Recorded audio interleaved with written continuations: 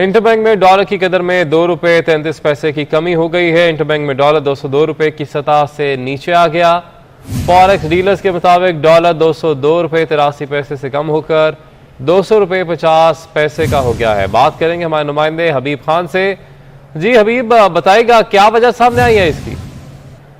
बिल्कुल, देखें गुज़िश्ता रोज हमने देखा था इंटरबैंक मार्केट में डॉलर की कदर जो है उसमें नुमाया किस्म का इजाफा सामने आया था, लेकिन आज उसके बरक्स मार्केट में सूरत हाल जो है वो बिल्कुल मुख्तलिफ है और डॉलर की कदर में जो है वो नुमाया कमी दिखाई दे रही है। और इसकी वजूहत बताई जा रही है कि स्टेट बैंक की जानिब से बैंक को जो है वो कल आगाह किया गया था कि डॉलर की कदर में जो एकदम ऊंची उड़ान है उसको कंट्रोल करने के लिए इक़दाम किए जाएं, जिसके बाद आज हम देख रहे हैं कि मार्केट में डॉलर की जो कदर है उसमें स्टेबिलिटी दिखाई दे रही है और 2 रुपये 33 पैसे अब तक जो है वो कमी रिकॉर्ड की जा चुकी है, जिसके बाद इंटरबैंक मार्केट में इस वक्त जो डॉलर है वो पहले 202 रुपये और फिर 201 रुपये से भी नीचे आ चुका है और इस वक्त 200 रुपये 50 पैसे की सतह पर जो है वो ट्रेडिंग जारी है।